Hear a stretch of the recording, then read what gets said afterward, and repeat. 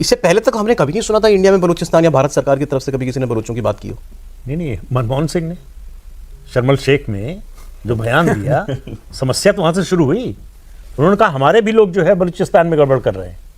हाँ, मनमोहन सिंह मान आए थे ना। हाँ, तो वहां से पाकिस्तान को एक हैंडल मिल गया कि देखिए हमारे ऊपर आरोप लगाते हैं कि हम कश्मीर में करा रहे हैं, ये बलूचिस्तान में करा रहे हैं। गजब।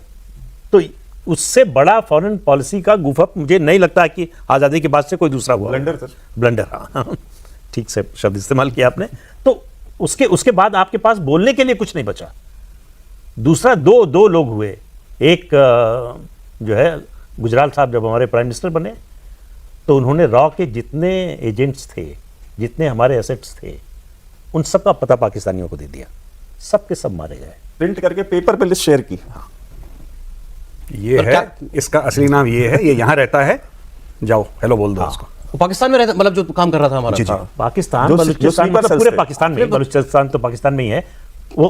उसके अलावा हामिद अंसारी, हाँ, जो वीपी थे हमारे। हाँ, जब एम्बेसडर थे ईरान के, तो ईरान में जितने एसेट्स थे उनकी सूचना दे दी ईरान को। सब के सब किस मारे। लिए?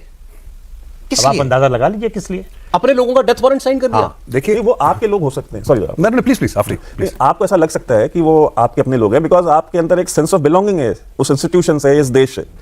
अगर किसी की सेंस ऑफ बिलोंगिंग है ही नहीं तो वो उनके लोग कैसे हो गए?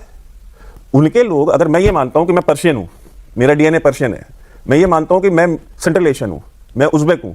आपके यहाँ दिल्ली में भी तो एक इमाम है ना जो अपने सरनेम बुखारी लगाते हैं, ठीक है? बुखारा तो वहां है, उज़्बेकिस्तान उज़्बेकिस्तान में। ठीक है, तो उनकी सेंस ऑफ बिलोंगिंग यहां से कैसे होगी? अरे तो भारत का प्रधानमंत्री कैसे कर सकता है ये काम? भारत के प्रधानमंत्री ने किया है आए कहां से कर थे नहीं वो? सकता। और बहुत कुछ और भी करा है। जियाउल हक से बात करते करते न्यूक्लियर टेस्ट्स के बारे में बात हुई है। वो तो मुरारजी ने, मुरारजी ऐसी बात नहीं कि नहीं हुआ है, बहुत कुछ डैमेज हुआ और आज तक पहुटा का नाम उन्होंने न लिया होता जी तो आज पाकिस्तान न्यूक्लियर स्टेट ना होता। देखिए साहब, जब हम बात करते हैं ना, ह्यूमेंट की कहते हैं इसको, HUMINT in army language we call it human, यानी कि human intelligence, electronic intelligence, signal intelligence. Human INT जो होता है वो सबसे, जिसको कहते हैं, मुश्किल होता है। आप अपने एजेंट्स हैं, आप अपने सेल्स हैं, आप पूरे फैलाते हैं, आप एक एक बंदे को रिक्रूट करते हैं, भरोसे वाला होता है, उसको देखना पड़ता है, उसको मॉनिटर करना पड़ता है। भारत अभी तक रिकवर नहीं कर पाया। ये पाकिस्तान की आईएसआई की खासियत नहीं थी, ये हम लोगों ने अपने बंदों के साथ गद्दारी करी है और मरे हैं लोग 100 से ज्यादा काट दिए गए हैं पाकिस्तान के अंदर। और क्या सच्चाई यही होना था? जी बिल्कुल।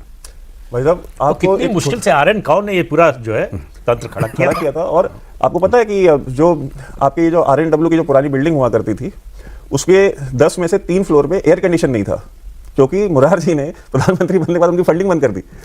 उन्होंने कहा कि ये इनको पैसा देते हैं और ये इंदिरा गांधी जो है ये इनको हमारे खिलाफ यूज करती है। तो वो अपने आप को एज ए एनिमी देखते थे कि ये जो एजेंसीज है ना, ये भारत की सुरक्षा के लिए नहीं है, ये हमारी दुश्मन है पाकिस्तान। नहीं, उन्होंने तो एक तरह से ऑर्डर कर दिया था, खत्म कर दो, बंद कर दो इसको। RNW को।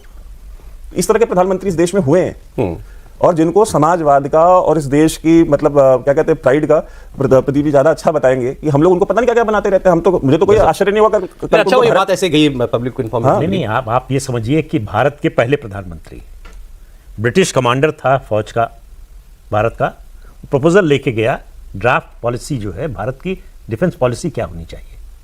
तो रिएक्शन क्या था नेहरू जी का कि रबिश, टोटल रबिश, हमको डिफेंस पॉलिसी की जरूरत ही नहीं, हमको तो सेना की जरूरत नहीं है। उन्होंने कहा आप हमारी तरफ से सेना खत्म कर दीजिए, पुलिस हमारा प्रोटेक्शन करने के लिए काफी है।